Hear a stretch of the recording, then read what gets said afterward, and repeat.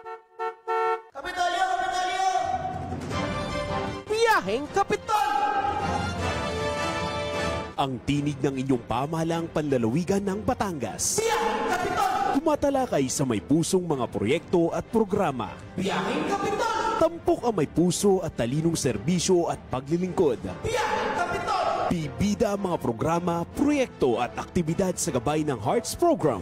Health, Education, Employment, Environment, Agriculture, Roads and Infrastructure, Tourism and Technology, Security and Social Services. Biyaheng Kapitol! Tunghayan ang mga kwento ng tagumpay ng mga bidang Batanggenyo. Biyaheng Kapitol! Samahan ang inyong mga patrol ng Kapitolyo sa mga balita tungo sa mas maunlad, mas masigla at mas matatag na lalawigan ng Batangas. Biyaheng Kapitol! Mapapakinggan tuwing Martes hanggang Biyernes alas 9:30 hanggang alas 10:30 ng umaga. Ito ang inyong Biyaheng Kapitol! Talino at puso!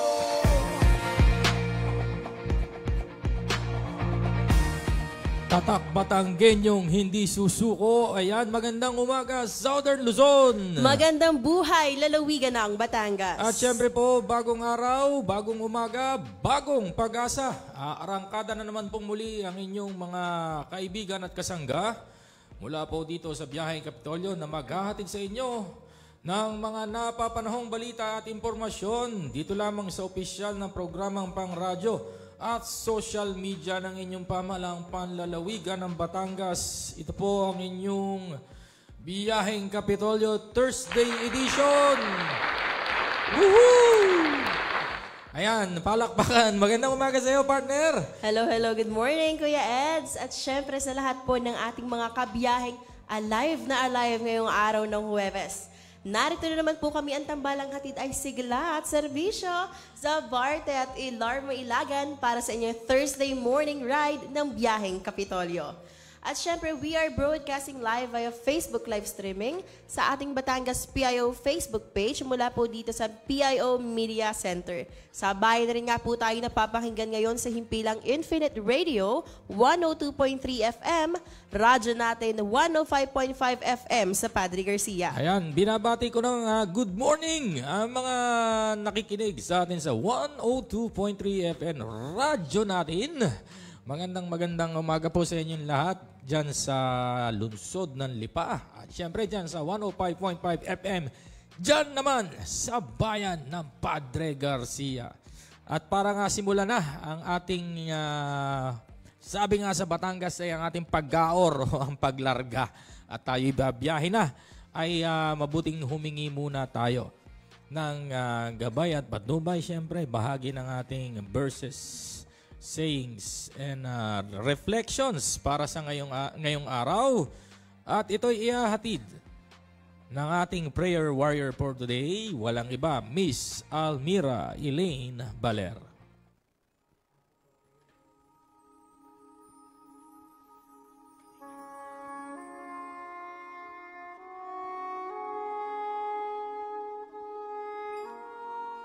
Aming Amang makapangyarihan, lumalapit po kami sa inyo na may buong pananampalataya. Kayo ang aming dakilang manggagamot, ang nagbibigay ng buhay, lakas at kagalingan. Panginoon, idinadalangin po namin ang mabuting kalusugan para sa aming sarili, sa aming mga pamilya at sa lahat ng may karamdaman. Hipuin niyo po kami ng inyong mapagpalang kamay. Pagalingin mo po ang aming katawan, palakasin ang aming mga isipan at payapain ang aming mga puso. Naway gabayan niyo po rin ang aming mga doktor, nurse at lahat ng gumagawa para sa aming kagalingan. Bigyan mo kami ng lakas araw-araw upang makapagtrabaho, makapaglingkod at makapamuhay ng may sigla at pag-asa. Panginoon, sa lahat ng bagay, ikaw ang aming sandigan at pag-asa. Kaya't ipinagkakatiwala po namin ang buo naming kalusugan sa inyo. Sa ngalan ni Jesus, Amen. Talino at puso!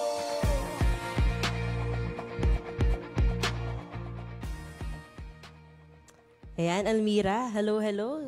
Talagang nagbabalik na. Ano? Oo. Ayan, tuloy-tuloy na po ang ating pagpasada ngayong araw ng Thursday, August 7, 2025.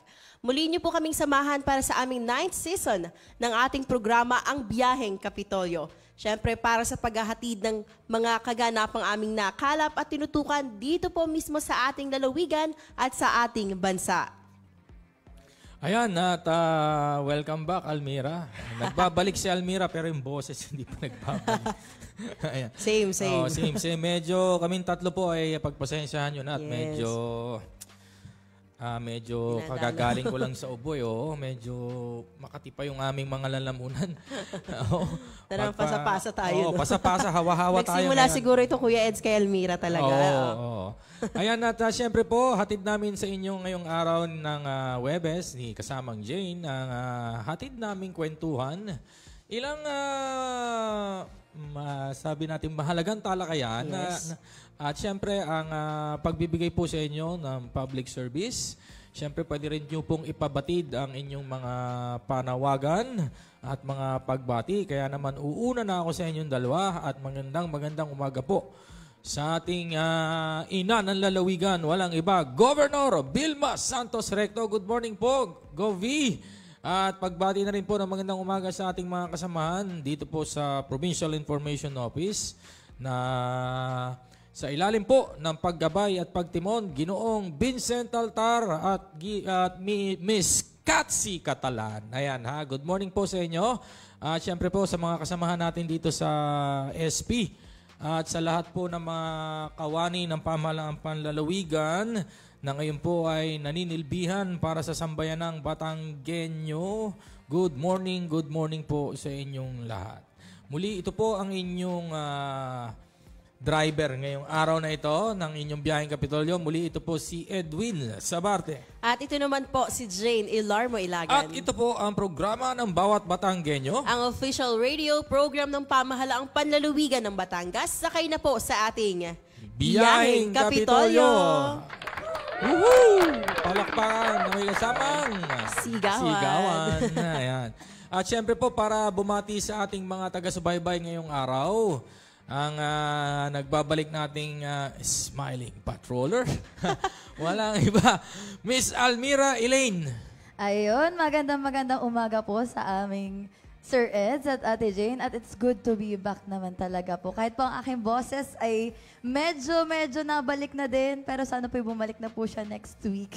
Akin na pong aalagaan talaga. Napasarap po siguro ang aking pahinga. Kaya po nagkaganto ang aking boses. Ayun, at syempre po, magandang umaga sa lahat ng ating mga kasama na nakatutok ngayon sa ating biyaheng Kapitolyo. At gayon din, binabati po natin ang mga nakikinig sa ating partner radio stations. Ang radyo natin 105.5 FM sa Padre Garcia at ang Infinite Radio 102.3 FM. Para naman po sa mga nakatutok ngayon sa ating Facebook live streaming via Batangas PIO Facebook page, binabati po natin ng magandang umaga. Siyempre, una na dyan ang aking best friend. Hello, Crystal. Good morning. Sir John, good morning. Sir Johnson Olimpa, good morning po. Ma'am Nitz Lapa. Rogelio Aguirre, hello po, Tito Roger. Hello po kay Ate Avon Lu Kagimbal. Happy Thursday po sa iyo. Kuya Julius de la Cruz, Sir Vincent Roy de Chavez, Sir Harold de Guzman, good morning po. Sir Mads, good morning po sa inyo at salamat po sa pagtutok. Tita Shirley Balmes at Ate Yel Pradillada. Ayun, magandang umaga po, salamat po sa pagtutok at patuloy po kayong tumutok at abangan po ninyo ang aming mga topics po ngayong umaga. At syempre po, bukod po dyan, Sir Ezen at Jean, nais ko lang pong batiin muli ang ating mga farmers ng Happy Farm Workers Day sa inyong lahat. Dahil nga po kahapon, Miyerkules po, August 6, ay ang Farm Workers Day or Farm Workers Appreciation Day. Ito ay taon ng pinagugunita ng pinagdiriwang tuwing August 6 po bilang pagkilala ng mahalagang papel na ginagampanan ng mga magsasaka at manggagawang bukid sa ating lipunan. Sila ang mga tahimik na bayani nagsusumikap sa likod ng mga taniman upang masiguro ang sapat na pagkain at hilaw na materyales para sa ating pang-araw-araw na pangangailangan. Sa taon po ng 2025, muli pong itinuturing ang araw na ito bilang pagkakataon upang bigyang pugay ang kanilang dedikasyon at sakripisyo. Bukod sa mga aktibidad ng pasasalamat tulad ng seremonya, pagtitipon, at pagbibigay ng mga parangal, layunin din ng pagdiriwang na ito na palakasin ang kamalayan ng publiko tungkol sa mga hamon na kinakaharap ng mga farm workers. Kabilang dito ang mga issues sa tamang pagsahod, kaligtasan sa trabaho at access sa mga benepisyo at serbisyo. Sa inyo pong sipag at tiyaga, patuloy kayong naglalagay ng pagkain sa ating mga hapag. Saludo po kami sa inyong mga magsasaka ng bayan. At syempre, bukod po dyan sa ating Farm Workers Appreciation Day, ating pong ginugunita sa buwan po ng Agosto, ang buwan ng wikang pambansa. Kaya naman nakikiisa po ang pamahalaang panlalawigan ng Batangas sa pagdiriwang ng ating wika at kultura na may temang paglinang sa Filipino at katutubong wika, makasaysayan sa pagkakaisa ng bansa. Halina't pagyamanin, ipagmalaki at ipamana natin ang ating mga wika. Sama-sama tayong magsalita, magmahal at magtaguyod ng ating sariling wika. Ayun lang po at back to you po, Sir Edson natin. Yan. Kinaya. Kinaya. Kinaya niya. Oo. At syempre, ito ay napakahalaga nung buwan ng wika. No? At sabi nga ni Kat, Jose Rizal, ang hindi magmahal sa sariling wika ay masahol pa sa isang mabahong isda. Ayan. So, sa lahat po ngayon ng mga kababayan natin, no? Kaya kami po dito sa Biyaheng Kapitolyo ay sisikapin naming makapaghatid ng balita sa ating sariling wika. Ayun. At tuloy-tuloy na nga po tayo ang ating kwentuhan ngayong araw. Muli magandang umaga sa inyong lahat. At yan, napasubo na ako. At panibagong araw na nga po ng Huwebes, buwan ng Agosto. Ibig sabihin, mayroon na naman tayong hatid na bagong kaalaman para sa inyo. Kaya naman kasamang Jane, alam mo ba? Alam mo ba? Ano yun, Kuya Eds? Na ang buwan ng kasaysayan ay isang taon ng selebrasyon din na ginaganap tuwing buwan ng Agosto. At syempre ito ay unang binigyang pugay at kilalanin ang mga mahalagang pangyayari ng mga bayani, kultura na bumuo sa kasaysayan ng Pilipinas. At para nga ngayong sa taong 2025, itinatampok natin ang temang Diwa ng Kasaysayan, Kabilin sa Kabataan. Magbibigay din ito sa napakahalagang papel na ginagampanan ng mga kabataan sa pagpapanatili, pag-aaral at pagpapalaganap ng ating pambansang kasaysayan. Ang tema ay isang paalala lamang na ang kasaysayan ay hindi lamang sa nakaraan, kundi isang buhay at pamanang dapat ipasa, pahalagahan hanggang sa mga susunod na henerasyon. Sa kabila ng mabilis na pagbabago ng mundo, nananatili pa ring mahalaga ang pag-unawa sa kasaysayan upang magkaroon ng matibay na pundasyon ang mga kabataan at ang kanilang pagbuo ng pagkilala bilang isang tunay na Pilipino. Ang pagdiriwang na ito ay bahagi rin ng taon ng kabataan sa kasaysayan ng Pilipinas na naglalayong hikayati ng mga kabataan na maging aktibong kalahok sa paghubog ng bansa sa pamamagitan ng pag-alam sa mga kwento ng ating mga ninuno, mga bayani at mga makasaysayang pangyayari na nagsisilbing gabay sa ating pagunlad. Tama ka dyan, Kuya Eds. Ipinapakita rin ng tema ang kahalagahan ng pagkilala sa kabataan bilang mga tagapag-alaga ng ating kasaysayan. Ika nga nila ay ang mga tagahabi ng mga bagong kwento ng bayan na magpapatuloy sa diwa ng pakikipaglaban para sa kalayaan, katarungan at pagkakapantay-pantay. Sa kasalukuyang panahon, ang mga kabataan ay patuloy na nagiging instrumento ng pagbabago sa iba't ibang larangan tulad ng sining, edukasyon, teknolohiya at aktivismo. Kaya naman ang pagdiriwang ng buwan ng kasaysayan ay naglalayong bigyan sila ng inspirasyon at kaalaman upang mas lalong maging matatag at makabuluhan ang kanilang papel sa lipunan. Kasama sa mga programa ngayong taon ang mga seminar, palihan, eksibisyon at iba pang aktibidad na naglalayong mas palalimin pa ang kaalaman ng publiko, lalo na ng mga kabataan sa kahalagahan ng kasaysayan. Inilulunsad din ang mga proyektong pang-edukasyon at mga kampanya sa social media upang mas mapalawak ang maabot ng mensahe ng pagdiriwang. Sa pamamagitan ng mga ito, hinihikayat ang bawat Pilipino na muling balikan at pahalagahan ang ating mga pinagdaanan bilang bansa, mga tagumpay, pagsubok at mga aral na humubog sa ating kasalukuyan. Ayun, sinasabi nga ang hindi pag-alaala sa aral ng nakaraan ay natatakdang muling ito'y ulitin. Ano? So yung history, yung lessons learned from history, pag di daw, you are deemed to repeat it. So napakahalaga nito, di ba? So sa mga nabasa natin, narinig natin sa ating mga ninuno, lalong-lalo dyan sa history of war, ayan, di ba?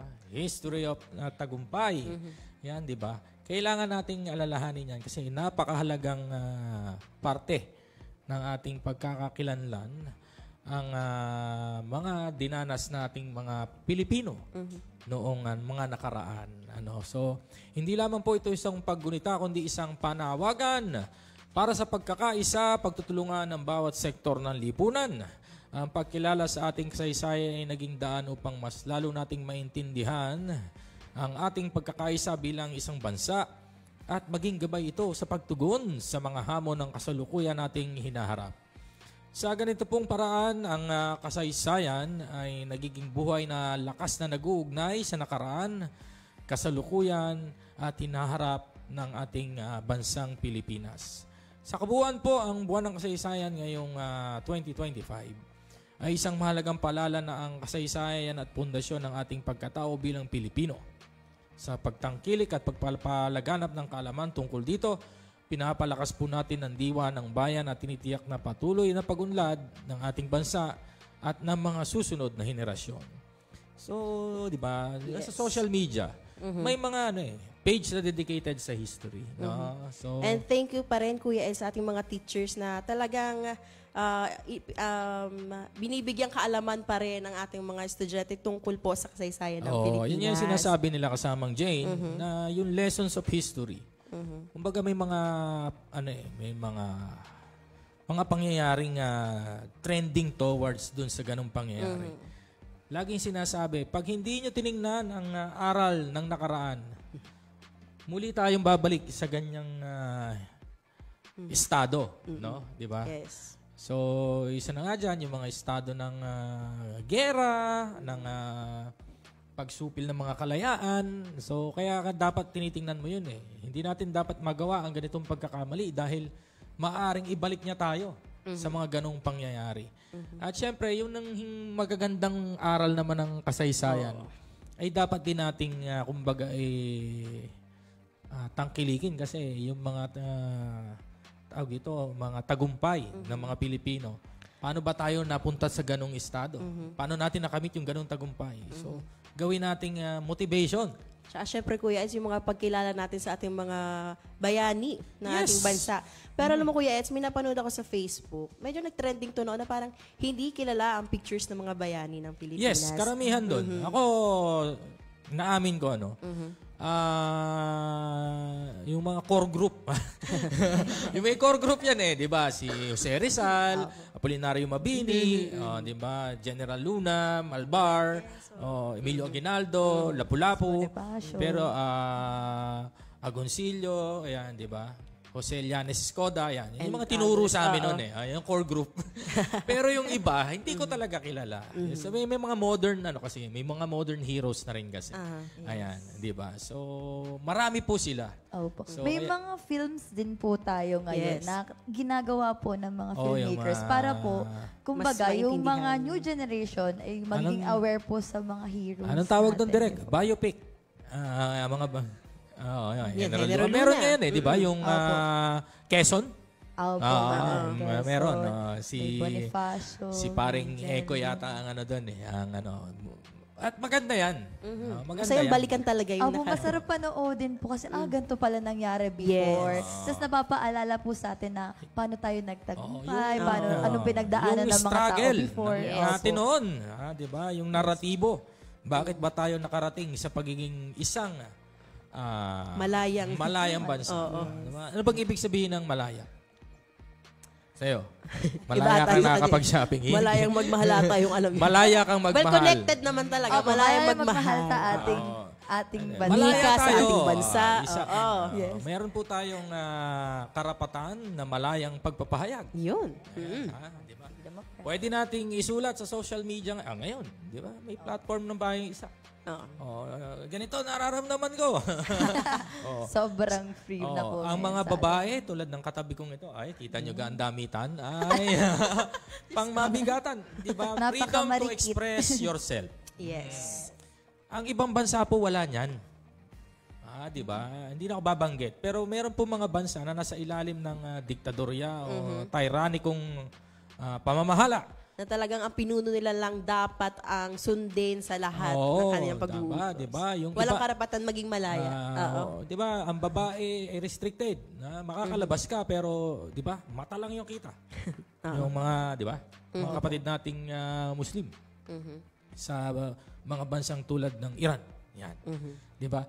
Bawal silang magmaneho. Sa Afghanistan, mga batang babae hindi pwedeng mag-aral. Kailangan nilang pag-aralan ay ang Biblia o yung Quran. So, ganun. Ganun po. Pero tayo po, bilang pagsisikap nga ng ating mga bayani na ipaglaban ang ating karapatan at kalayaan. At ang pagkakapantay-pantay. At dun sa aral ng kasaysayan, narito po tayo. Di ba? Meron tayong freedom of speech, freedom to express yourself, at sabi nga ay malaya ka ring magmahal. Ay, di ba Almira? Opo daw. Mabilis diba? sumagot pag ganun. Ang ganda ng ngiti mo ayan. So mga kabiyahe, ang oras po natin ay 9:52 in the morning. Ayun, at dumako po muna tayo sa ilang mga paalala at alamin po natin ang magiging lagay ng ating panahon. Kahapon po ay medyo maaraw, biglang dumiklim, biglang umaraw, das bigla na naman pong umulan. Lumakas ang ulan. Oo, so ano po ba talaga ang mangyayari sa ating klima ngayong araw? Ang lahat pong yan ay ihahatid ng ating mga kasama mula sa Provincial Disaster Risk Reduction and Management Office. Huwag po kayong BBTO, magbabalik po ang inyong tambalang sa Barte, Elarmo, Ilagan. Muli, ito po ang Biyaheng Kapitolyo. Magandang umaga Batangas, narito na po magiging lagay ng ating panahon ngayong araw ng Huwebes, August 7, 2025.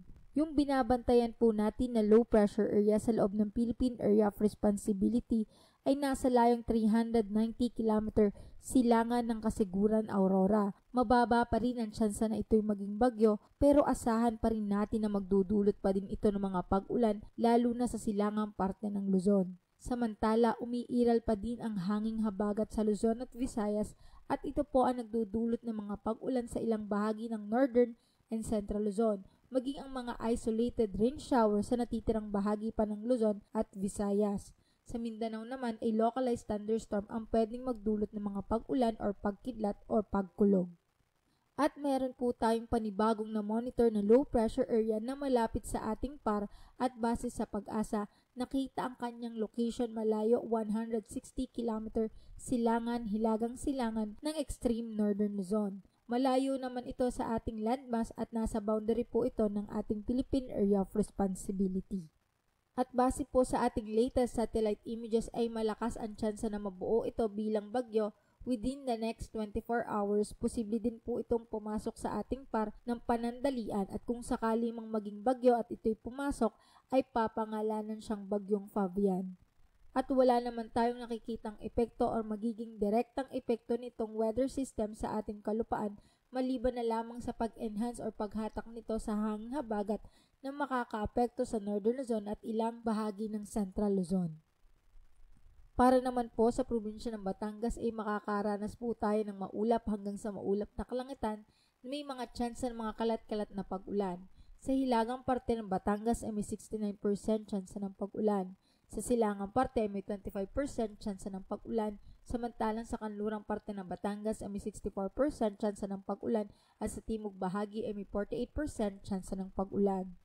Kaya paalala po natin sa ating magigiting na kabatang na magdala ng pananggalang sa init at sa mga posibleng pag-ulan. Ang magiging agwat ng temperatura ngayong araw ng Miyerkules ay nasa pagitan ng 23 to 25 degrees Celsius.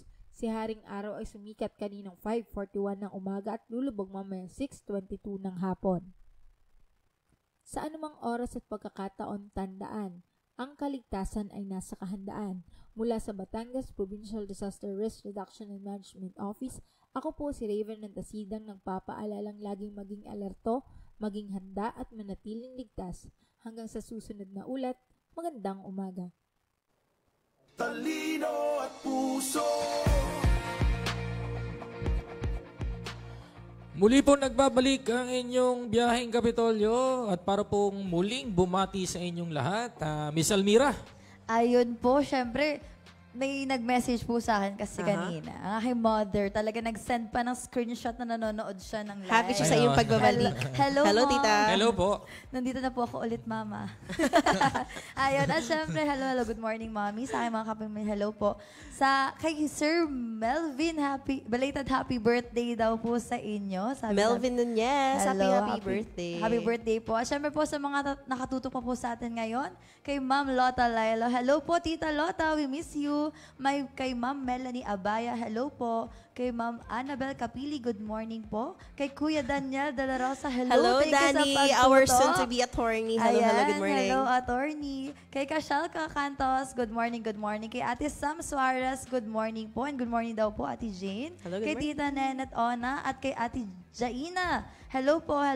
At wow, very books daw ang iyong red lipstick. Hindi lang po lipstick, ate, pati outfit po ni Ate Jane. Ay, books daw. Yeah, books. from Canada. Hello, Jaina. Ayan. At yan, si kay Tita Ella Kayabat, good morning po. Kay Kuya Jun Lindo Naguda, good morning po sa inyo. And Almira, nung binanggit mo ang tita, ay talagang may nakita ako sa tech. Hello, Julius, a soon-to-be mom daw ata. Yung sabi niya kanina. Para napahay si Julius. Oo, naman. Pag ito na-develop, may kulay. Hindi Meron. Hindi to black and white. Ayun, so muli pong nagbabalik ang inyong tambalang sa Barte, Ilarmo, Ilagan, ngayong Webes. At may topic tayo ngayon. At ito ay makakarelate ang mga momsies ngayong buwan ng Agosto dahil Breastfeeding Awareness Month ngayon, partner. At bilang pag-alala ito sa pagpapahalaga ng kalagahan ng breastfeeding sa mga sanggol, ang buwan na ito ay nagsisibling paalala sa lahat, lalo na sa mga ina na tulad ng aking katabi rito, pamilya, sa komunidad, mga institusyon tungkol sa natatanging benepisyo ng breastfeeding, hindi lamang na nakakatulong sa pisikal at kalusugan ng bata, kundi pati na rin sa pagbuo ng emosyonal at mental na paglago ng mga ito. Ang breast milk ay tinatawag rin unang gamot. Dahil ito ay puno ng sustansya at antibodies na tumutulong upang palakasin ang mga resistensya ng sanggol laban sa sakit. At bukod nga po dito, ang breastfeeding po ay nakakatulong sa tamang paglaki at pagunlad ng mga bata. Nagbibigay rin po ito ng proteksyon laban sa malnutrition na nagdudulot ng mas malalim na bonding sa pagitan ng ina at sanggol. At sa mga ina naman, ang breastfeeding po ay isang positibong epekto tulad ng mabilis na pagbabalik ng katawan sa dati nitong hugis at pagpababa ng panganib sa ilang uri ng cancer at pagtulong sa postpartum recovery. Ayun. Ngunit, hindi lamang ito responsibilidad ng mga ina. Sa Breastfeeding Awareness Month, hinihikayat ang mas malawak na suporta mula sa pamilya, komunidad, mga lugar ng trabaho at gobyerno upang matiyak na ang mga ina ay may sapat na impormasyon, tamang suporta at ligtas na kapaligiran para sa matagumpay na pagpapa-breastfeed. Kabilang dito ang mga breastfeeding-friendly policies, tamang edukasyon at pagwawaksi sa stigma o mga maling akala tungkol sa breastfeeding. Sa pagdiriwang na ito, pinapaalalahanan tayo na ang breastfeeding ay isang mahalagang hakbang upang masiguro ang malusog at matatag na kinabukasan ng mga bata at ng buong lipunan. Sa pamamagitan ng pagpapalaganap ng kaalaman at pagtulong sa mga ina, mas mapapalakas natin ang kulturang sumusuporta sa natural at ligtas na paraan sa pagpapakain sa sanggol. Ayun, kaya naman po, Sir Eds and Ate Jane, talakayin natin ang mga mahalagang factors tungkol sa pagpapa-breastfeed upang higit nating maunawaan kung bakit ito itinuturing na pinakamahusay na paraan na pagpapakain sa mga sanggol. Una na nga po dyan, ang gatas ng ina ang pinaka-perfect na pagkain para sa sanggol. Ito ay may tamang nutrisyon na kinakailangan ng baby para sa malusog na paglaki. Ikalawa po, nagbibigay ang gatas ng ina ng antibodies. Tinutulungan nito ang baby na labanan ng mga sakit at infeksyon. Pangatlo, nakakatulong ang pagpapabreastfeed sa pagpapalakas ng immune system ng bata. Kaya mas mababa ang posibilidad na magkasakit ang mga sanggol na binebreastfeed. Pang-apat, mas mabilis gumaling ang ina pagkatapos mga kapag nagpa-breastfeed dahil nakakatulong ang breastfeeding sa pagbawas ng postpartum bleeding at pagpapaliit ng matres.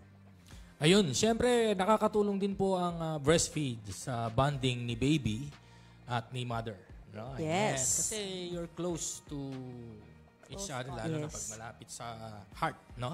Ang close physical contact ay nakakapagpalakas ng emotional na ugnayan sa pagitan ng dalawa. At ang inirekomenda ito ang eksklusibong breastfeeding sa unang 6 na buwan ng buhay ni Bebo. Ibig sabihin, wala mo ng pagkain o inumin maliban sa breast milk. Yes. At ito mahalaga no? So, yun pala yun. Yes, So, yes. 6 na buwan. 6 months. Yes. Walang paltos. And sabi nila, bawal pa daw bigyan ng tubig, pero yung ilan ay talagang, sabi naman ng mga OB, no, ligtas naman, painumin ng tubig ang bata after 6 months. Pero may ilang mga ina na pinipili talaga na pure breast milk lang ang ibibigay kay diba, baby. Kumbaga, alam naman natin, iba't iba yung source ng tubig eh. Yes. Kahit ba may nabibiling mga, yung tawag dito, Distilled water. Distilled water, ano pa ba? Basta. Mineral water. Premium water. Siyempre, nasa isang container yan eh. Hindi natin Stock for days. Stock for days. Hindi natin kung naarawan na ba yan o ano. Medyo, siyempre, sensitive ang belly ni baby. Nag-a-adjust pa po. Kaya yon. So, ibig sabihin kahit anong pagkain, wala din muna. Nag-start ako bilang new mom. Nag-start ako First time na mom. magbigay kay baby 6 months, magsi 7 months na, 6 months and a half. Yan, binigyan ko na siya ng mga talagang talagang madaling tunawin naman sa tiyan niya. Yun. So, Puree. Pero pure diba? gut. Pure talaga. Milk Yung pa iba din, kasi milk nahihirapan eh. Kasi, di ba, mahina yung kanilang Digest. pagkakaroon ng breast milk. So, wala silang choice. Kundi result mag-result sa baby infant formula. So, which is talagang hindi recommended. Pero wala tayong magagawa kung mahina. At kahit sa mga boxes ng mga formula na milk, talagang nakalagay doon ay mas ligtas at mas effective daw talaga ang breast milk. Kasi tawag dito, may ganun yung issue. Alam niyo ba nung may natin akong seminar, itong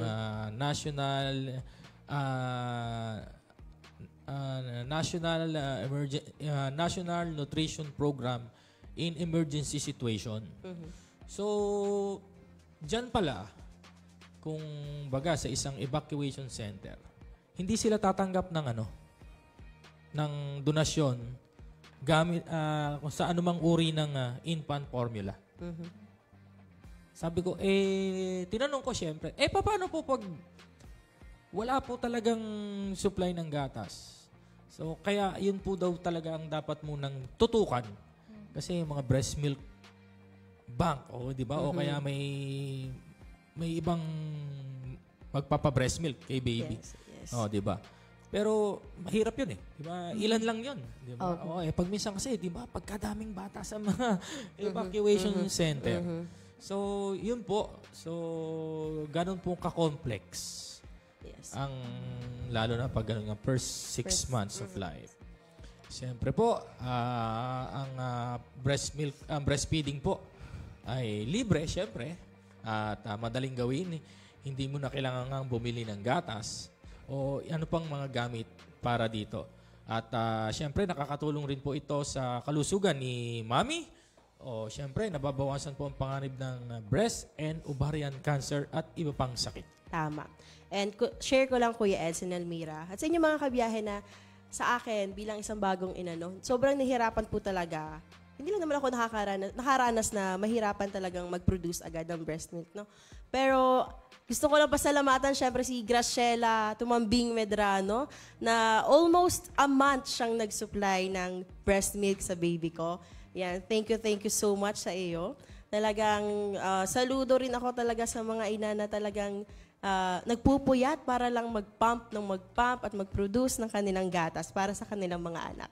Pero kasabay din nga ng pagdiriwang ng Breastfeeding Awareness Month, bigyan pansin din natin at kilalanin din natin ang mga hamon na kinakaharap ng maraming bagong ina, lalo na ang issue ng postpartum depression. Ang postpartum depression ay isang seryosong kondisyon sa kalusugan ng isip na maaaring makaapekto sa mga kababaihan pagkatapos manganak. Ito ay hindi lamang isang normal na bahagi ng pagiging ina, kundi isang karamdaman na nangangailangan ng tamang suporta at paggamot.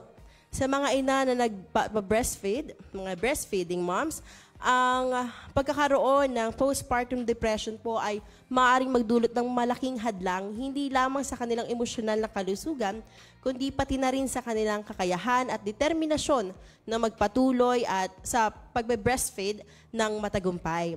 Sa ganitong konteksto, ang pagtaas ng kamalayan tungkol sa postpartum depression ay isang mahalagang bahagi ng pagdiriwang ng Breastfeeding Awareness Month dahil nagbibigay ito ng mas malawak na pangunawa sa mga pangangailangan ng mga ina na nagtataguyod ng suporta mula sa pamilya, komunidad at mga profesional sa kalusugan.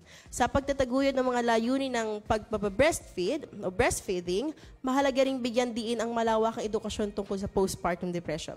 Sa pamamagitan nito, mas mapapalakas natin ang mga ina upang harapin ang mga emosyonal at pisikal na hamon na kaakibat sa bagong yugto ng pagiging magulang.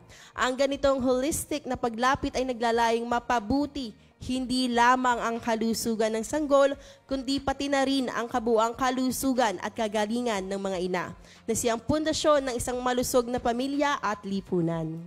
Ayun. So, lagi ko itong naririnig eh. So, partner, Yes. bigyan mo nga ako. Ano ba itong tinatawag nilang postpartum depression? Ayan. Ayun nga, may tinatawag kasing prenatal depression bago ka manganak at postpartum depression after daw manganak.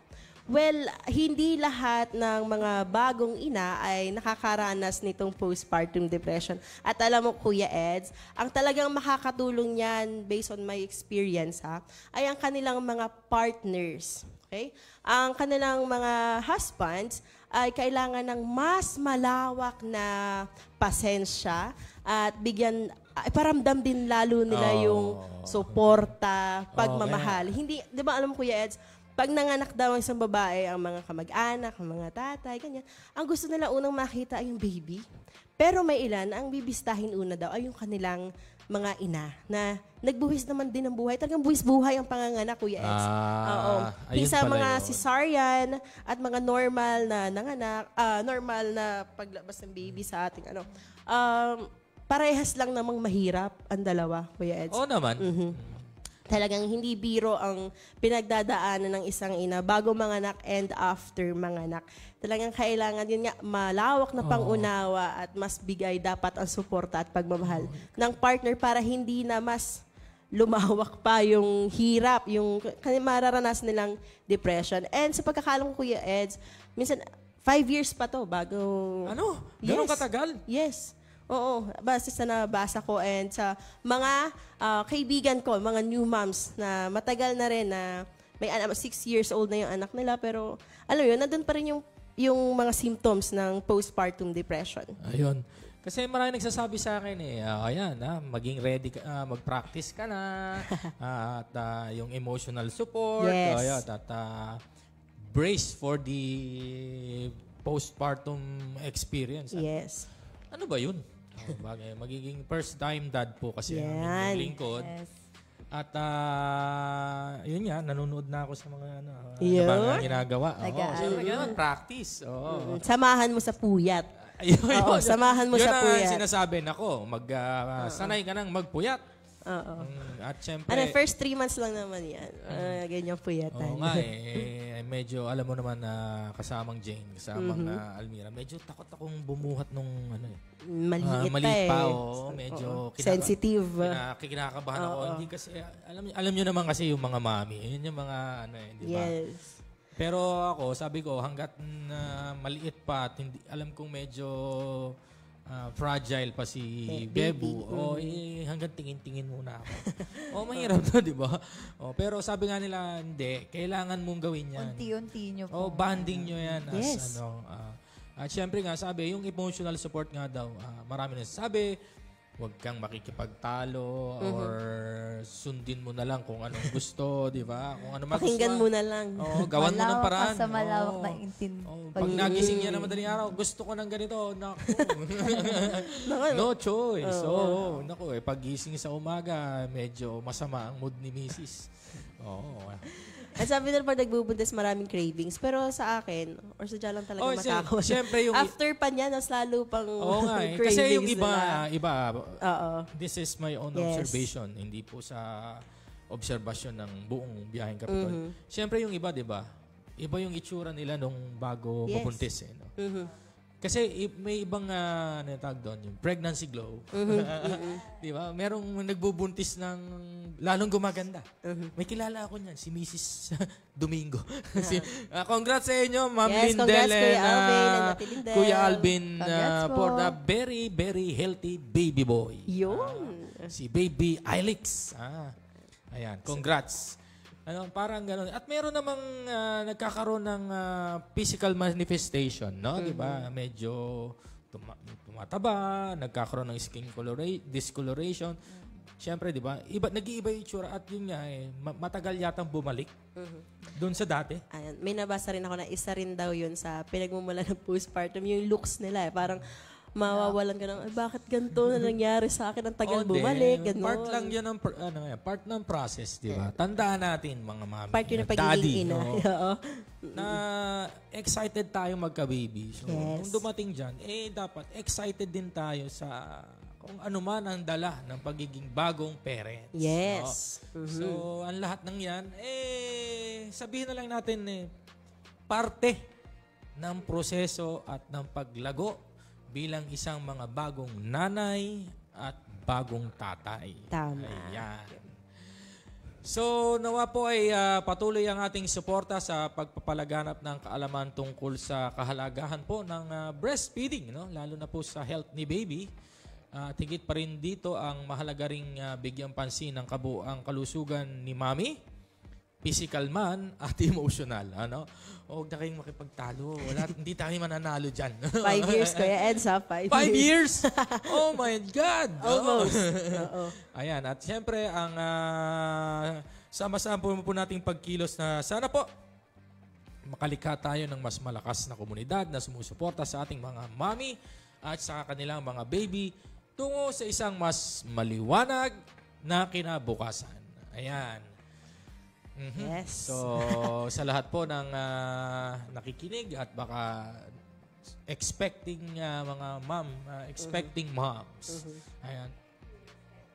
Kahit hindi expecting. Sa amin pong mga nangangarap maging ina. Yan. Abay, gusto na. Gusto mo na? Wag muna. Wag mo muna. Pero po, maganda po na nalalaman po namin yung mga ganyan. Para prepared din po. At intindihin na rin natin ang mga bagong ina. Talagang marami silang ipagbabawal pagdating sa kanilang mga baby. Kaya bawal mag-kiss, bawal mag-hug agad, gano'n. Ayan. Madami nga pong kailangan Kaya nga, malaman. diba, hindi basta-basta yung pagiging mami. Yes. May certain age. Yes. Hindi ba ibig sabihin, lampas 18 na. Hindi. Pwede na siya, 18 na. Pwede Hindi na siya po, maging 25 na po ako pero akin pong pinaghahandaan Kasi, pa ng hindi ka, maigi. meron niya kasi iba Iba yung mentally, Oo. Opo. Alright. Pati Yes. po, syempre yung po, mentally, prepared. Yes. Diba? sa sarili, at yun nga po sabi ni sa Ate sarili Jane, at mental, yung partner ready ka. nyo din na pipiliin at makakasama ay dapat prepared din. Oo, That's right. dapat na kumbaga may napopondo na. Yun. Bukod sa mentally Pinaghahandaan. prepared, ay dapat ay financially. Emotionally, financially. Yes. Napakahalaga niyan. Laging kaugnay. All aspects po. Magkasama at Opo. magkaugnay. Sabi mo nga 5 years, di ba? Yes, almost. Yung gastos sa delivery. Yes. Hindi, yung una muna yung baby. prenatal care. Yes. Ayan, yung paghahanda. Lalo na ngayon, kaya Eds, na marami talaga nauuso ngayon sa mga mommies na kailangan may oil, may cream. Madami nga pong Monthly ganon. check-ups. Monthly check-ups. Turok pa ng mommies. Medical test. Yes. Yes. Uh-huh. Tsaka may mga nauuso pa pong mga Newborn technologies screening. na pwedeng mas mapadali yung Oo, pag-aalaga yan. kay baby, mga ganon. Para nasa womb pa lang si Bebo, Yes. namomonitor na natin ang health niya. Meron pa yung tinatawag na ano yun, pre-anomaly scan. Oh. Ayan i-scan niya lang si baby doon sa tiyan. Para malaman na ang kanya bang laki ay tama ba sa kanyang weeks. Ganon. Kasi wala bang mga deformations sa katawan. Kung healthy Ang kanya ba talaga mga siya. vitals ay tama ang laki at na nagpa-function. Ganon. Opo. So, ganon eh. Nung panahon nung una, wala nun. Wala. Hintay Even na malaman ang wait and gender see ni yun, di ba, baby. Direk? Wait and see. Paglabas, Yes. ay, babae, congratulations. Ngayon, Yan, may gender reveal. may gender reveal na. Yes. 5 months pa lang. Oh, di ba? Gusto niyo po ba, tatanong ni Obi natin, ma'am, gusto niyo na bang malaman ang gender ni baby? Or i-envelope muna natin. Envelope muna natin, di ba? Ako, tinanong ko na agad, ano po? Oo. Alam mo, Kuya Eds, ang sabihin ko lang sa iyo ay good luck. And you, I thank promise you that this new life talagang mas magiging masaya ang buhay ninyo mag-asawa. Oo, At yan. talagang mas magiging, ano pa ba, masigla. Ay, pinapayuhan kita. Pero I promise you, Kuya Eds, magiging mas masaya lalo ang Oh, buhay. wag kang ganyan. Baka maging excited lalo to Ayan. si Di ba okay lang po Almira. ako? Ako po ay Ayan. nakakapag-intay na. Nakakapag-intay tayo sa Kaya daw topic. naman niya Exciting ang maghintay. life. Yes. Oh, di ba, Julius? May nakikita na naman akong tumataas yung kamay. So, yan ang oras po mga kasama. 10:17 in the morning. Magbabalik po kami para sa aming balikan. Pero bago po yan, dumako muna po tayo sa mahalaga nating mga paalala. Huwag po kayong bibitaw. Magbabalik po ang inyong mga lingkod. Ito po ang Biyaheng Kapitolyo. Simpleng tips para sa malusog na pangangatawan. Kumain ng 5 hanggang 6 na small meals kada araw. Karamihan sa mga nutritionist ay inirekomenda ang ganitong dami ng pagkain. Sa ganitong paraan ay mababawasan ng bigla ang pagtaas ng sugar sa katawan at pag-iwas sa pagkain ng madami dahil sa gutom. Uminom ng 8 hanggang 10 baso ng tubig. Ang pag-inom ng tubig ay maaaring makapigil sa pagkakaroon ng kidney infections, kidney stones, migraine, constipation at wrinkles. Nakapagpapalambot at nakapagpapaganda din ito ng balat. Matulog ng 7 hanggang 8 oras kada araw. Ang pagtulog at pagpapahinga ay nakapagpapataas ng energy ng katawan. Umakyat ng 1 hanggang 2 baitang na hagdan bilang exercise. Nakakabuti ang pag-ehersisyo para sa ating puso at kasukasuan. Ang katamtamang pag-ehersisyo ay makakapigil sa diabetes at pagiging obese. Iwasan ang mga hindi healthy at gawain tulad ng paninigarilyo, pag-inom ng alak na nakakasira ng brain cells, paggamit ng mga ipinagbabawal na gamot at sobrang pagkain ng matataba para humaba ang buhay. Kumain ng gulay at prutas upang maiwasan ang pagkakaroon ng heart disease, high cholesterol, high blood pressure, problema sa pagdumi at kidney stones. Ang mga kulay berde na gulay tulad ng pechay, kangkong, talbos ng kamote at repolyo ay nagtataglay ng maraming vitamins at minerals. At ang mga masustansyang prutas naman ay ang saging, mansanas, carrots at kamatis. Tumawa ng 15 minuto kada araw. Ang pagtawa ay nakapagpapababa ng stress hormones na tinatawag na cortisol, samantalang endorphins naman ang tawag sa mga good hormones na siyang dahilan ng pagiging masaya at nakapagpapalakas ng immune system. Maging masigasig sa trabaho.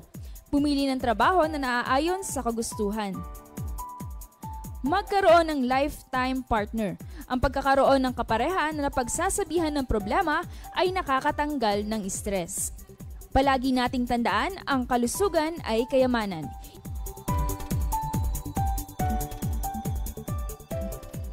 Talino at puso.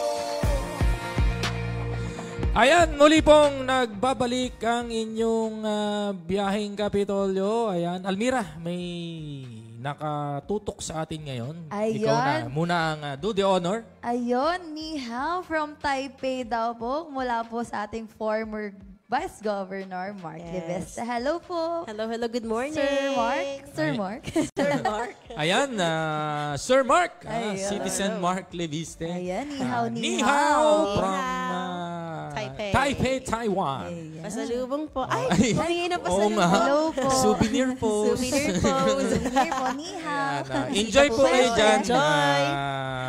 Sir Mark, ayan. At ba't ganito? Live, was live. Naputol ba tayo? Hindi. O, ayan, sige. Tuloy na po tayo sa ating programa at narito na po ang aming mga naihandang balita para sa araw na ito.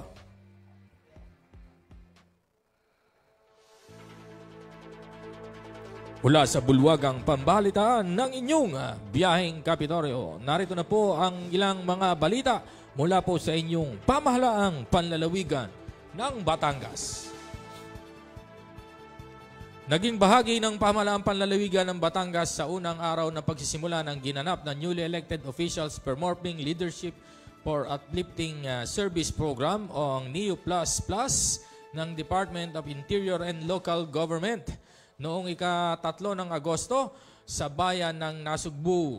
Naging kinatawan ni Governor Vilma Santos Rexo sa nasabing aktibidad sina Provincial Administrator Joel Monte Alto, Provincial Chief of Staff Pedrito Martin Dian Jr. kung saan ipinabot ng dalawa ang mainit na suporta ng pamahalaang panlalawigan para sa partisipanteng local elected official mula sa iba't ibang bayan at lungsod ng lalawigan. Ang NEO Plus ay isang programa ng DILG na may layuning mapatatag at mapalakas ang kapasidad ng mga namumuno o government officials ng bawat lokal na pamahalaan sa ilang mga aspeto kabilang ang pagbuo ng mga polisiya, plano, leadership skills at epektibong paghahatid ng serbisyo sa kanilang mga nasasakupan. Samantala, taos-pusong pinasalamatan at binigyang pagkilala ng pamahalaang panlalawigan ng Batangas sa pangunguna ni Governor Vilma Santos Recto ang mga kasaping miyembro ng kapulisan ng lalawigan ng Batangas at iba pang mga pribadong individual na naging daan para sa mabilis at organisadong pagkakahuli ng 10 persons deprived of liberty o PDLs na nakatakas mula sa Batangas Provincial Rehabilitation Center ng Provincial Jail sa Ibaan, Batangas noong July 28, 2025. Kasama sina Provincial Administrator Attorney Joel Monte Alto, Provincial Chief of Staff Pedrito Martin M. Dihan Jr. at mga miyembro na sangguniang panlalawigan ng Batangas, iginawad ang mga parangal sa Dream Zone Capitol Compound, Batangas City noong August 4, 2025, kung saan kasabay nito ang ginanap na pagpupugay sa bandila ng Pilipinas ng pamahalaang panlalawigan. Unang pinarangalan ang bus driver na si Angelito Alcantara Jr. at ang konduktor ng bus na si John Ray Samarita, nakapong empleyado ng Alps The Bus Incorporation. Sumunod naman dito si Marvin Mendoza na kumatawan sa kawanihan ng Southern Tagalog Arterial Road or Star Tollway. Kinilala ang mga nabanggit para sa kanilang ginawang pagtulong at koordinasyon upang maharang ng pwesto ng kapulisan ng Santo Tomas City Police Station ang bus sa northbound lane ng Star Toll sa hangganan ng Tanawan City at Santo Tomas City na nagresulta sa mapayapang pagsuko ng mga pugante sa mga otoridad. Kaugnay nito, binigyang recognition din ang mga team leaders at chief of police na kumatawa sa iba't ibang mga police station sa lalawigan na naging bahagi sa matagumpay na pagsasagawa ng hot pursuit operation upang maaresto ang mga tumakas na PDS at maibalik ang kustodiyan ng kapulisan.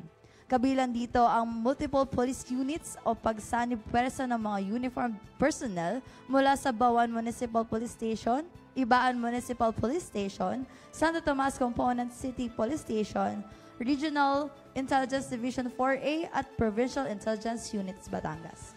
Bukod sa mga team leader na naturang mga istasyon, isa na rin sa pinarangalan ng pamahalaang panlalawigan ay si Batangas Police Provincial Office OIC, walang iba kundi si Police Colonel Giovanni Emerick Cibalo na nanguna sa presentasyon ng kanilang tanggapan para sa ipinamalas na mabilis na pagtugon at paggamit ng drone technology at radio communication para sa agarang paghuli sa mga pugante. May turing ding malaking papel ang paggamit ng mga makabagong teknolohiya para mapalakas ang kapasidad ng kapulisan pagdating sa pagtiyak ng seguridad at kapayapaan.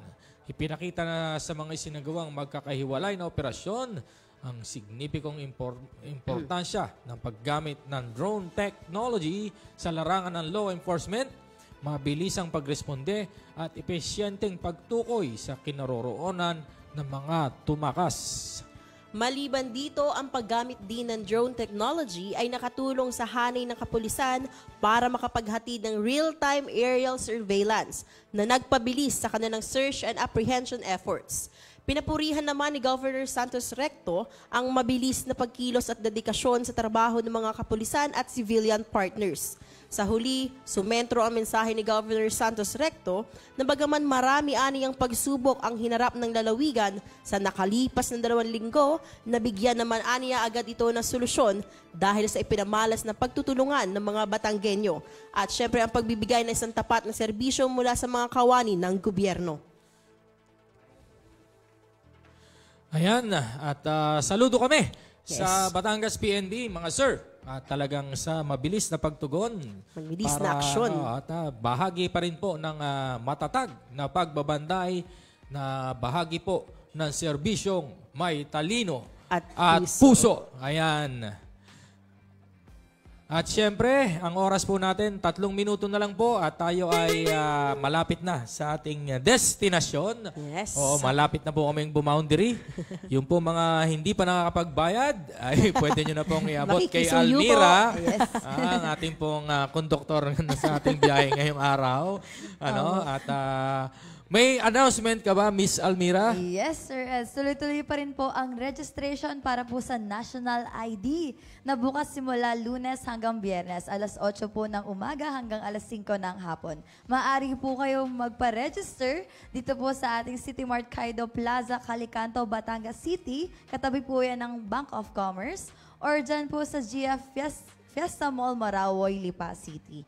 At paalala po, mula po sa Lian Municipal Health Office, dahil sa pagdami ng kaso ng tigdas at bulutong, limitado po ang pinapapasok sa loob ng health center upang maiwasan ang hawaan at maprotektahan ang lahat. Asikasuhin pa rin po ang lahat ng pasyente, ngunit limitado ang maaaring makapasok upang mapanatili ang kaligtasan ng bawat isa. Mahigit na paalala, kung kayo po ay may pantal o sintomas ng tigdas o bulutong, agad pong magtungo sa inyong barangay health center o sa municipal health center para sa tamang atensyong medikal. Maraming salamat po sa inyong pangunawa.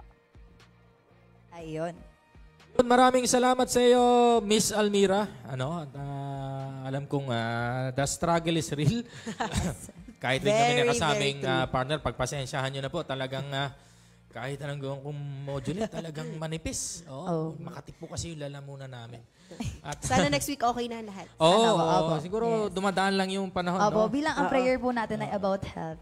Sana po ay Amen. Amen. Amen for that. Siyempre, batid po natin lahat ang pinagdanasan ng ating lalawigan. Isang linggong umulan.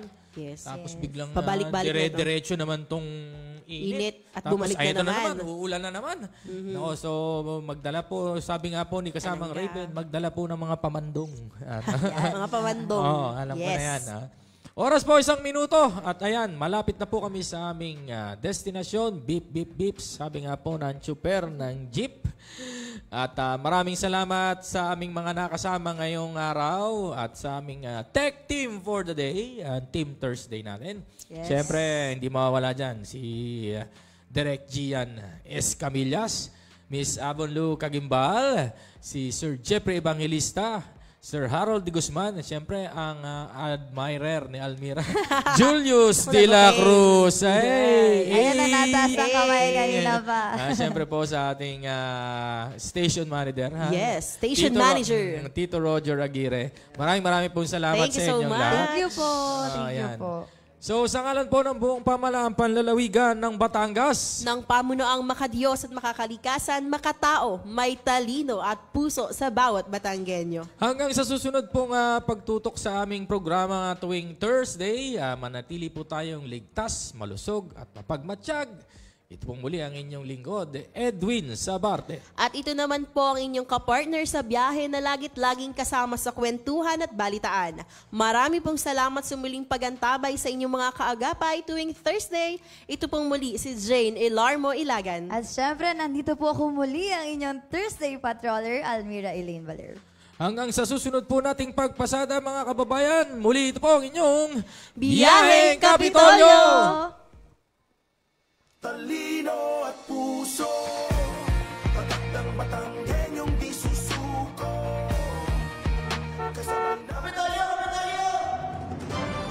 Biyaheng Kapital! Ang tinig ng inyong pamahalaang panlalawigan ng Batangas. Biyaheng Kapital! Tumatalakay sa may pusong mga proyekto at programa. Biyaheng Kapital! Tampok ang may puso at talinong serbisyo at paglilingkod. Biyaheng Kapital! Bibida ang mga programa, proyekto at aktibidad sa gabay ng Hearts Program, Health, Education, Employment, Environment, Agriculture, Roads and Infrastructure, Tourism and Technology, Security and Social Services. Biyaheng Kapital! Tunghayan ang mga kwento ng tagumpay ng mga bidang Batanggenyo. Biyaheng Kapital! Samahan ang inyong mga patrol ng Kapitolyo sa mga balita tungo sa mas maunlad, mas masigla at mas matatag na lalawigan ng Batangas. Biyaheng Kapital! Mapapakinggan tuwing Martes hanggang Biyernes alas 9:30 hanggang alas 10:30 ng umaga. Ito ang inyong